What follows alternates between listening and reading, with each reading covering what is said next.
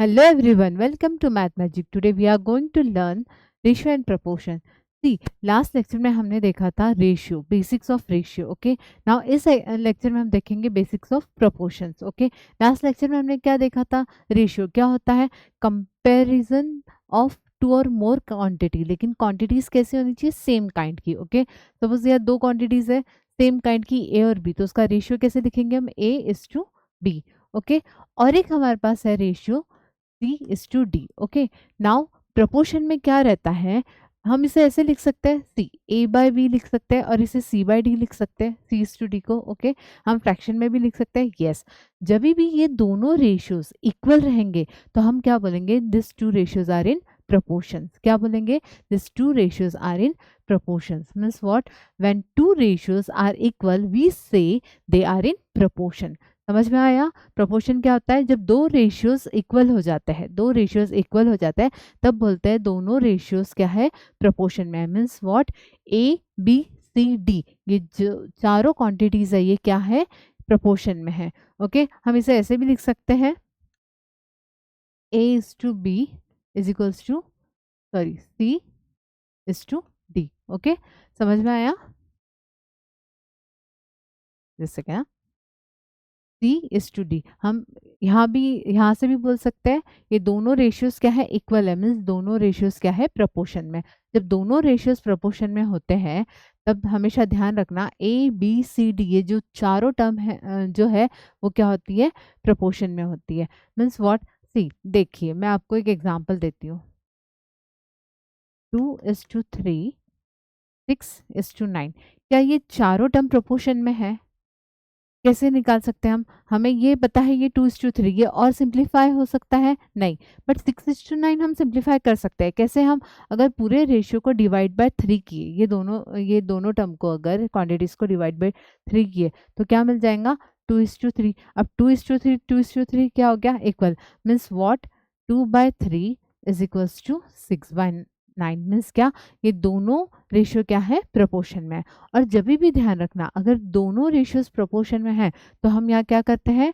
Cross multiplication. Means formula है product of extremes. Product of extreme means A into D. Product of extreme is equals to product of mean is equals to product of mean. ये क्या होगी? दोनों A और C. Mean A into B into C. B और C क्या हो गए? Mean हो गए. ओके, और ए और डी क्या हो गए? एक्सट्रीम. ओके, तो यहाँ क्या हो गया? जब भी दो रेशियोज प्रोपोर्शन में है तभी भी हमेशा ध्यान रखना product of extreme means A into D is equals to product of mean B into C. समझ में आया क्या बोला है? चलो हम आगे देखते हैं. यहाँ यस, हमने क्या बोला? A and D are extreme, B and C are means. Means product of means is equals to product of extreme. अब देखिए ये जो ए बी सी डी है, ए बी सी डी, ये चारों टर्म है. इसमें ये जो फर्स्ट टर्म को क्या बोलते हैं हम? First proportional. फर्स्ट टर्म को क्या बोलते हैं? First proportional. इसे क्या बोलेंगे? Second proportional. इसे क्या बोलेंगे? Third proportional. और इसे क्या बोलेंगे? Fourth proportional. ये मैं इसलिए बता रही हूँ क्योंकि आपको कोई भी एक मिसिंग टर्म दे देंगे, एक्स दे देंगे, और बाकी तीन नंबर्स हम आगे एग्जाम्पल लेंगे, बाकी तीन नंबर्स देंगे और बोलेंगे फोर्थ प्रोपोर्शनल निकालो. एग्जाम्पल चलो मैं दे देती हूँ. 2:3, 2,3,6, फाइंड द फोर्थ प्रोपोर्शनल. बोल दिया यहाँ फोर्थ प्रोपोर्शनल मीन्स क्या? ये चारों टर्म क्या है? प्रोपोर्शन में है. मीन्स क्या? 2/3 इज इक्वल्स टू 6/वॉट. 6/वॉट मीन्स एक्स. तो क्या करेंगे यहाँ? हमारे पास जब प्रोपोर्शन में है तो हमारे पास क्या है? फॉर्मूला है product of extreme means 2x is equals to product of mean 6 into 3 which is equals to what? x is equals to 2 1s are 2 3s are x is equals to 9. ये जो हमारी फोर्थ टर्म है क्या निकल गई है? 9. समझ में आया? अगर मैं आपको ऐसे बोलूँ 25:75 है एंड 20:60 ले लेते. चलो, क्या ये दोनों रेशियोज प्रोपोर्शन में है? आप बोलोगे देखो दोनों को क्या करो, पहले दोनों को पहले सिंप्लीफाई करो. अगर हम इसे सिंप्लीफाई करेंगे तो क्या आ जाएगा? 1:3. 3, ओके। और इसे भी सिंप्लीफाई किया तो क्या आता है 1:3, मीन्स व्हाट, दोनों के रेशियोज अगर सिंप्लीफाई करने के बाद दोनों के रेशियोज क्या आ रहे हैं, सेम। मीन्स ये चारों क्वांटिटीज 25, 75, 20 एंड 60, ये चारों क्वांटिटीज क्या है, ये चारों क्वांटिटीज प्रोपोर्शन में है। मीन्स हम ऐसे लिख सकते हैं इसे 25/75 इज इक्वल्स टू 20/60। क्यों? क्योंकि दोनों को रेशियोज क्या है, इक्वल है, इसलिए ये दोनों रेशियोज क्या है, प्रोपोर्शन में है। समझ में आ रहा है? अब कुछ रूल्स है इसके। इन्वर्टेंडो, इन्वर्टेंडो मीन्स व्हाट, जो ए बाय बी है, हमारे पास स्टार्टिंग फॉर्म क्या है रेशियो का, A by B is equal to C by D. इसे इन्वर्ट यानी उल्टा कर दो तो क्या बन जाएगा, B by A is equal to D by C. समझ में आ रहा है? B by A is equal to D by C, इसे उल्टा कर दिया, B by A is equal to D by C. But आप बोलोगे क्या ये होता है? चलो एक एग्जाम्पल से देखते हैं। अगेन 2, 3 एंड 4 और 6, ये हमने 4 टर्म लिए। तो ए बाय बी क्या हो गया 2/3 और सी बाय डी क्या हो गया हमारा यहाँ पर 4/6। ये क्या है, दोनों इक्वल है, दोनों क्या है, ये इक्वल है। अब हमने इससे अप्लाई किया इन्वर्टेंडो, हाँ इन्वर्टेंडो अप्लाई किया तो क्या क्या मिलेगा हमें 3/2, ओके। इसे इन्वर्ट यानी उल्टा कर दिया इज इक्वल्स टू 6/4। अब 6/4 को सिंप्लीफाई किया मैंने तो क्या मिलेगा हमें, 2 3 ज़ा 2 2 ज़ा 3/2। मीन्स क्या ये दोनों रेशियो सेम है? यस, इन्वर्टेंडो रहने होने के बाद भी दोनों रेशियोज क्या है, प्रोपोर्शन में होते हैं, ओके। तो ये रूल समझ में आया आपको कि जब हम दोनों रेशियोज को उल्टा कर दे, न्यूमरेटर डिनोमिनेटर में लेके जाए और डिनोमिनेटर न्यूमरेटर में, दोनों को करना पड़ेगा। ऐसा नहीं कि आप एक को कर दो, अगर एक को किया तो आपका जो नया रेशियो आएगा वो प्रोपोर्शन में नहीं रहेगा, ओके। तो हम दोनों रेशियो का अगर इन्वर्ट उल्टा कर दे तो दोनों भी क्या रहते हैं, प्रोपोर्शन में ही रहते हैं। ये एक रूल हो गया। दूसरा है अल्टरनेंडो। अल्टरनेंडो मीन्स व्हाट, ये जो बीच की ये जो टर्म है हमारी, हम उससे क्या कर सकते हैं, अल्टरनेट कर सकते हैं। मीन्स व्हाट, ये सी को हम यहाँ ला सकते हैं और बी को इधर भेज सकते हैं। A by C is equals to B by D. Again इसी एग्जाम्पल में देखते हैं, ओके। इसी एग्जाम्पल में देखेंगे 2/3 इज इक्वल्स टू 4/6 है, तो हम इसे ऐसे लिख सकते हैं 2/4 इज इक्वल्स टू 3/6। यस, देखो सिंप्लीफाई करोगे तो इसका कितना होता है 1/2, ओके। इसका भी कितना होता है 1/2। दोनों रेशियोज क्या है, दोनों रेशियोज इक्वल है। मीन्स व्हाट, अगर हमने अल्टरनेंडो में अगर दोनों टर्म्स अल्टर कर दी, बी और सी जो मीन टर्म है इसे अल्टरनेट के, स्टिल हमारा नया रेशियो क्या रहेगा, प्रोपोर्शन में ही रहेगा। नाउ कंपोनेंटो, कंपोनेंटो में मीन्स व्हाट, अगर हम न्यूमरेटर में डिनोमिनेटर ऐड कर दे तो भी हमारा जो न्यू रेशियो बनेगा वो क्या रहेगा, प्रोपोर्शन में ही रहेगा। a plus B upon B is equal to C plus D upon D. ऐसा नहीं आप एक साइड ऐड करो न्यूमरेटर में डिनोमिनेटर, दूसरे साइड में नहीं करो तो क्या होगा, आपका प्रोपोर्शन में नहीं बनेगा। आपको क्या करना पड़ेगा, आपको दोनों जगह आपको न्यूमरेटर में डिनोमिनेटर ऐड करोगे तो दोनों भी जो रेशियोज आएंगे वो कैसे रहेंगे, प्रोपोर्शन में। और कंपोनेंटो में, डिविडेंडो में क्या होगा, कंपोनेंटो में हमने क्या किया, ऐड किया। डिविडेंडो में हमने क्या करना है, माइनस करना है। डिनोमिनेटर, न्यूमरेटर में से डिनोमिनेटर माइनस करना है। और componendo and dividendo means what, just A plus B upon A minus B is equal to C plus D upon C minus D, okay. ये कुछ रूल्स है। मैं और एक आपको डिविडेंडो का सॉल्व करके बताती, चलो सेकेंड। डिविडेंडो में हमने क्या रूल देखा था, जैसे हमारा ये रेशियो है 2/3 4/6। डिविडेंडो का रूल है, डिविडेंडो बोल रही, a minus B upon B is equals to C minus D upon D, okay. अब ये रूल हम इस रेशियो पे, ये तो रेशियो पता है हमें प्रोपोर्शन में है, इस पर अगर ये रूल हम अप्लाई करते हैं तो क्या हमारा जो न्यू रेशियो आएगा वो प्रोपोर्शन में आएगा क्या, वो चेक करते हैं। चलो means 2 minus 3 upon 3, okay. a minus B upon B which is equals to क्या आना चाहिए, 4 minus 6 upon 6, okay. c minus D upon D, इसे सॉल्व किया तो क्या आ जाएगा, -1/3 इज इक्वल्स टू, यहाँ क्या आ जाएगा -2/6। अब यहाँ आप बोलोगे यहाँ तो -2/6 आ गया, हाँ तो क्या है, हम इसे सिंप्लीफाई कर सकते हैं ना। -2/6 को अगर डिवाइड कर दिया, सॉरी डिवाइड किया हमने 2 से, तो हमें क्या मिलेगा, 2 से डिवाइड करने के बाद हमें क्या मिलेगा, हमें मिलेगा -1/3। क्या मिलेगा हमें, 1/3।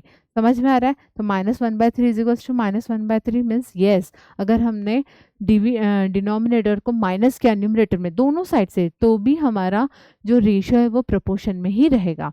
ओके, समझ में आ रहा है?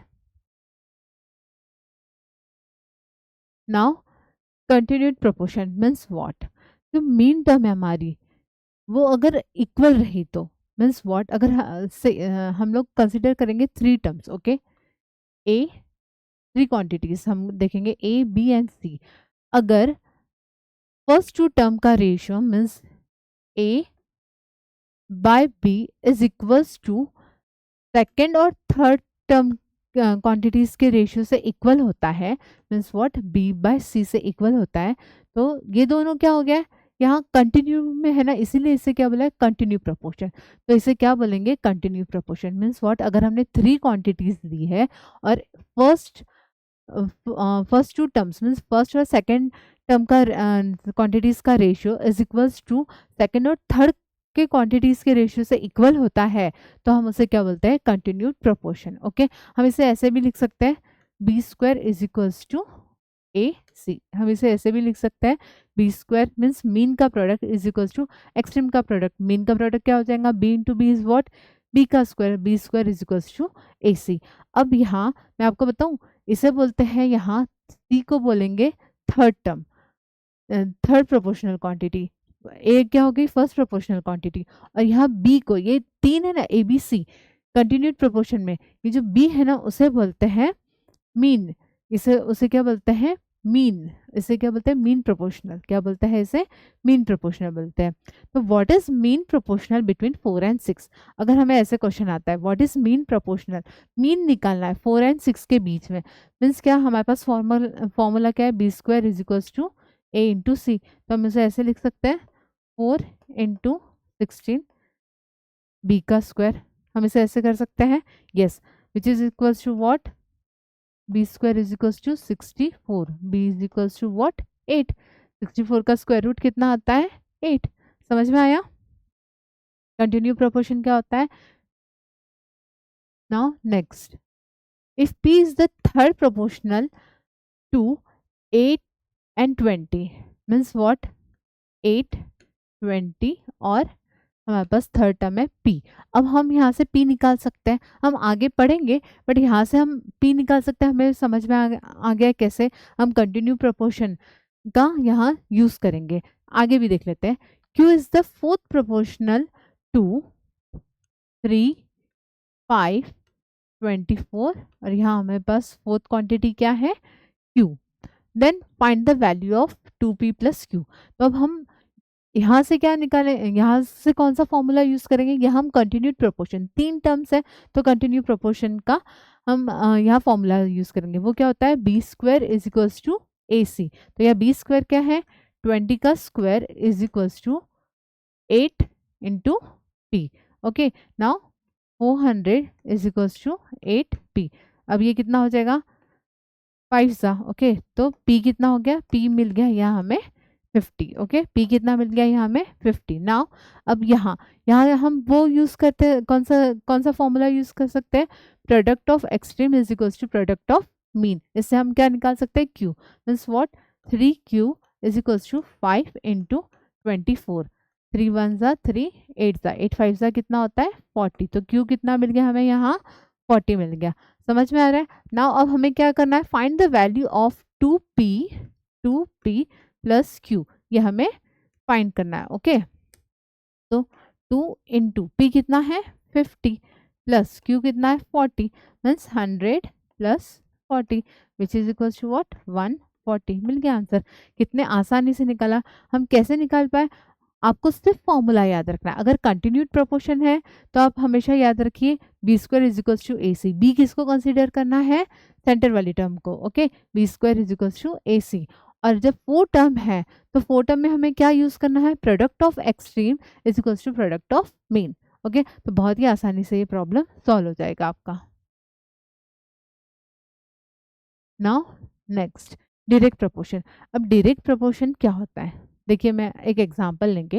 हमारे पास 5 पेन है जिसका प्राइस है 5 रुपीज़। ओके, 5 पेन का प्राइस है 5 रुपीज़। अगर मैंने शॉप वाले को बोला मुझे 5 पेन नहीं 8 पेन चाहिए, ओके 8 पेन, तो शॉप वाले ने क्या बोला 8 पेन के कितने रुपीज़ हो जाएंगे, 8 रुपीज़ हो जाएंगे। अगर मैंने कहा नहीं नहीं 8 नहीं 3 पेन चाहिए, ओके, तो 3 पेन के कितने रुपीज़ हो गए यहाँ, 3 रुपीज़। तो यहाँ आप देख रहे हो जैसे जैसे क्वांटिटीज बढ़ रही है, ओके, तो प्राइस भी बढ़ रहा है, क्वांटिटीज कम हो रही है तो प्राइस भी कम हो रहा है। मीन्स व्हाट, यहाँ डायरेक्ट प्रोपोर्शन है क्वांटिटीज और प्राइस में। क्या है यहाँ, डायरेक्ट प्रोपोर्शन है क्वांटिटी और प्राइस में। मीन्स व्हाट, अगर एक क्वांटिटी बढ़ता है और साथ में उसके दूसरे भी क्वांटिटी बढ़ता है उसे बोलते हैं डायरेक्ट प्रोपोर्शन। अगर एक क्वांटिटी बढ़ता है उसके साथ में दूसरा क्वांटिटी भी बढ़ता है उसे कहते हैं डायरेक्ट प्रोपोर्शन। मीन्स व्हाट, अगर x1 एक क्वांटिटी है और y1 दूसरी क्वांटिटी है तो x1 is directly proportional to y1। अगर x2 एक क्वांटिटी है और y2 दूसरी क्वांटिटी है और x2 बढ़ने से y2 भी बढ़ रहा है तो x2 is directly proportional to y2। Okay, समझ में आ रहा है? Just second. तो हम यहाँ इसे कभी भी जब डायरेक्ट प्रोपोर्शन का फॉर्मूला आता है तो हमेशा याद रखना x1 upon x2 is equals to y1 upon y2। Direct proportion में दोनों का जो रेशियो है वो क्या होता है, इक्वल होता है। x1 upon x2 is equals to y1 upon y2, हमेशा ध्यान रखिएगा। हम इसे ऐसे भी लिख सकते हैं x1 into y2, x1 into y2 is equals to y1 into x2। समझ में आया? दोनों का रेशियो यहाँ क्या होता है, इक्वल होता है। ये किस में होता है, डायरेक्ट प्रोपोर्शन में। चलो एक एग्जांपल के साथ देखेंगे। If 15 men can pack 540 parcel per day. क्या बोला है यहाँ, 15 men, ओके, कितने पार्सल कर रहे हैं वो, 540, okay, per day. How many men are needed to pack 396 parcel per day, 396 parcel per day, okay. हमें यहाँ क्या फाइंड करना है, यहाँ हमें हाउ मेनी मैन, यहाँ हमें मैन फाइंड करना है, इसलिए हमने इसे क्या ले लिया, एक्स। अब यहाँ देखिए सबसे पहले देखना जो भी क्वेश्चन है सबसे पहले उसमें देखना है कि यहाँ जो प्रपोर्शन है वो क्या है, डायरेक्ट है या इनवर्स है। मीन्स इनवर्स मैं आपको आगे समझाऊंगी, बट यहाँ आप देख ली अगर नंबर ऑफ मैन अगर बढ़ रहे हैं तो पार्सल की क्वांटिटी जो है पैक करने की वो भी बढ़ेगी, ओके। अगर नंबर ऑफ मैन कम हो रहे हैं तो पार्सल पैक होने की क्वांटिटी क्या हो रही है, वो भी कम हो जाएंगी। तो यहाँ रेशियो क्या आ रहा है, या रिलेशन क्या आ रहा है, डायरेक्ट वाला रिलेशन आ रहा है। एक क्वांटिटी बढ़ रही है तो दूसरी भी बढ़ रही है, एक क्वांटिटी कम हो रही है तो दूसरी भी क्वांटिटी कम हो रही है। तो हम यहाँ क्या फॉर्मूला यूज करेंगे, हम यहाँ यूज करेंगे x1 into y2 is equals to x2 into y1, okay, जो हमने यहाँ देखा था x1 into y2 is equals to y1 into x2। अगर आपको ये याद नहीं रहता है तो आप ये लिखिए पहले, x1 upon x2 is equals to y1 upon y2। दोनों का क्रॉस मल्टीप्लिकेशन, रेशियो दोनों का हमेशा क्या होता है, मैंने कहा इक्वल, मीन्स प्रोपोर्शन में रहेगा। तो हम x1 into y2 is equals to x2 into y1 लिख सकते हैं। यस, तो हम यहाँ ये डाल दिए सब वैल्यूज। तो 15 इंटू 396 इज इक्वल्स टू, यहाँ हमारे पास x2 हमें फाइंड करना है और ये क्या है 540, ओके। हमें यहाँ क्या फाइंड करना है, x फाइंड करना है। तो कैसे करेंगे, again x is equals to, मैं यहाँ लिखती हूँ x इज इक्वल्स टू, हम क्या लिख सकते हैं यहाँ 15 into 396, 15 into 396 upon what, upon है 540। 15 वन ज़ा 15 थ्री ज़ाइज 15 थ्री ज़ाइज 45, 90, 6 36 हो गया और ये 36 हो गया 11 ज़ा। तो यहाँ हमारा x क्या निकल गया 11। मीन्स नंबर ऑफ मैन कितने चाहिए, how many man are needed to pack 396 parcels per day, 11। अब यहाँ देखिए 15 मैन है तो 540 पार्सल पैक हो रहा है और 11 मैन है तो 396 पार्सल पैक हो रहा है। मीन्स अगर नंबर ऑफ मैन डिक्रीज हुए तो यह पार्सल भी क्या हो गया, नंबर ऑफ पार्सल पैक होना वो भी डिक्रीज हुआ है। मीन्स व्हाट, समझ में आया यहाँ क्या था, इसमें डायरेक्ट ये था डायरेक्ट प्रोपोर्शन था। Okay, now inverse proportion. Inverse proportion means what? देखिए, अगर 5 मैन है और वो कोई काम 5 मैन है, वो कोई काम 3 डेज में कर रहे हैं। कितने डेज में? 3 डेज में कर रहे हैं। लेकिन अब ऐसा हो गया कि 7 मैन आ गए, तो ऑफकोर्स अगर मैन ज़्यादा आ गए तो डेज इतने लगेंगे क्या? नहीं। सपोज वो काम अब कितने डे में हो जाएगा? 2 डे में हो जाएगा। मीन्स क्या? अगर मैन बढ़ रहा है तो डेज कम हो रहा है। यहाँ दोनों बढ़ रहा है या दोनों कम हो रहा है क्या? नहीं। यहाँ क्या हो रहा है? इनवर्स, उल्टा जा रहा है। एक बढ़ रहा है तो दूसरा कम हो रहा है। अगर मैंने यहाँ बोल दिया आपको आज सिर्फ अवेलेबल है 3 मैन, अगर 3 मैन अवेलेबल है तो यहाँ डेज कितने लगेंगे? फिर डेज ऑफ कोर्स ज़्यादा लगेंगे कोई काम करने। अगर मैन पावर कम हो गया तो उसका ड्यूरेशन तो बढ़ेगा ना, ऑफ कोर्स। तो यहाँ सपोज यहाँ 5 डे हो गया, मीन्स व्हाट? यहाँ मैन पावर कम हो रहा है तो डेज क्या लग रहा है? ज़्यादा। तो जब भी एक क्वांटिटी कम हो रही है और दूसरी बढ़ रही है, या पहली क्वांटिटी बढ़ रही है और दूसरी कम हो रही है, तो यहाँ क्या हो जाएगा? Inverse proportion. Means what? x1 is inversely proportional to y1। हम इसे ऐसे लिख सकते हैं x1 y1 is equals to x2 y2। हम इसे ऐसे लिख सकते हैं x1 y1 is equals to x2 y2। समझ में आया? चलो इसका एक फॉर्मूला देखेंगे। 8 वर्कर्स कैन, एक प्रॉब्लम देखते हैं।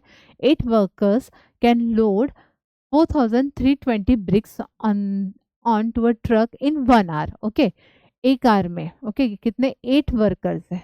ओके, और कितना लिया उन्होंने समय? 1 आवर। मीन्स हम हमें ध्यान रखना है सेम क्वांटिटीज। यहाँ मिनट में दिया है तो यहाँ पे भी हमें क्या लेना होगा? मिनट में लेना होगा। तो हम 1 आवर को क्या लिख देंगे? 60 मिनट्स में लिख देंगे। If the bricks are to be loaded on the truck in only 40 minutes, okay, how many workers will be needed? अब यहाँ हमें एक्स फाइंड करना है, मीन्स वर्कर्स फाइंड करना है। अब अगेन हम क्या देखेंगे? पहले देखेंगे ये किस टाइप का है, इनवर्स प्रोपोर्शन है या डायरेक्ट प्रोपोर्शन है। ऑफ कोर्स अगर वर्कर ज़्यादा है तो डेज 60 लगेगा। अगर वर्कर्स, यहाँ क्या हो गया? डेज कम हो गए, मीन्स वर्कर्स क्या हो जाएंगे? वर्कर्स आने चाहिए यहाँ ज़्यादा। मीन्स यहाँ क्या हो जाएगा? यहाँ इनवर्स प्रोपोर्शन। अब जब भी इनवर्स प्रोपोर्शन का है तो हमारे पास x1 y1 is equals to x2 y2 का फॉर्मूला है। Means what? हम लिखेंगे यहाँ 8 इंटू कितना? 60 is equals to x into 40। Okay, अगर अब हम इसे सॉल्व करें तो कैसे हो जाएगा? This is equals to what? x is equals to, हम 8 इंटू 60, 8 इंटू 60 अपॉन व्हाट? 40 लिख सकते हैं। यस, तो 0 से 0, 4 1 ज़ा 4 2 ज़ा 12। x क्या आ गया हमारा? 12। मीन्स अगर हमने नंबर ऑफ वर्कर बढ़ा दिए, नंबर ऑफ वर्कर यहाँ कितना ले लिया हमने? 12 आ गया। नंबर ऑफ वर्कर अगर बढ़ा दिया तो नंबर ऑफ मिनट्स, वो काम करने का नंबर ऑफ मिनट्स क्या हो गया? कम। मीन्स यहाँ क्या है? Inverse proportion. इनवर्स प्रोपोर्शन था। ये लॉजिकली हमें डिसाइड करना पड़ेगा प्रॉब्लम को देख के कि हमें यहाँ डायरेक्ट प्रोपोर्शन वाला रिलेशन यूज करना है या इनवर्स प्रोपोर्शन वाला। और आप देखोगे तो ऑफकोर्स अगर क्वांटिटीज दोनों बढ़ रही है और दोनों एक साथ घट रही है, मीन्स डायरेक्ट वाला फॉर्मूला यूज कर लीजिए, x1 upon x2 is equal to y1 upon y2। अगर आपको दिख रहा है कि एक क्वांटिटी बढ़ रही है और दूसरी क्वांटिटी कम हो रही है उसके कारण, तो फिर x1 y1 is equal to x2 y2। Okay, now चलो इफ, और एक प्रॉब्लम देखेंगे। If x plus 2 upon x minus 2 is equal to 5/4 then find x।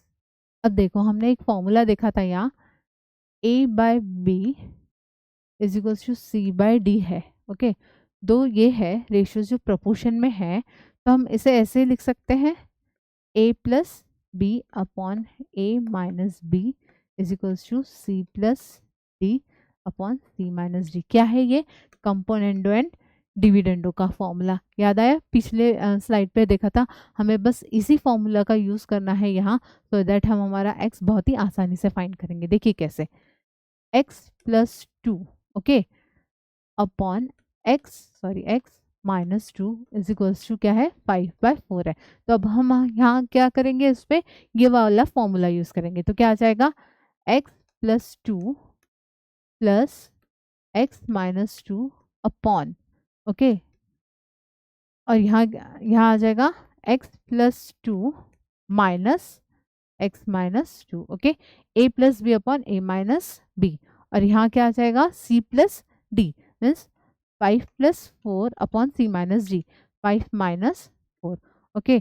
अब देखिए x plus two plus x minus two, तो प्लस टू माइनस टू क्या हो गया, कट हो गया, तो ऊपर क्या आ गया 2x upon x minus x क्या हो जाएगा, कट हो जाएगा, और 2 माइनस माइनस टू कितना हो जाएगा, प्लस टू, 2 प्लस टू कितना हो गया 4, which is equals to what, 5 plus 4 is 9, 9 upon 1, okay, 5 minus 4 is 1, तो अब हम क्या करेंगे 1 बाय यहाँ आ जाएगा 2, तो x इज इक्वल्स टू क्या आ गया यहाँ 18। समझ में आया कैसे किया है, ओके, थैंक यू। मैं हम नेक्स्ट लेक्चर्स में और भी रेशियो एंड प्रोपोर्शन दोनों के कुछ अच्छे से प्रॉब्लम्स देखेंगे, ओके, थैंक यू।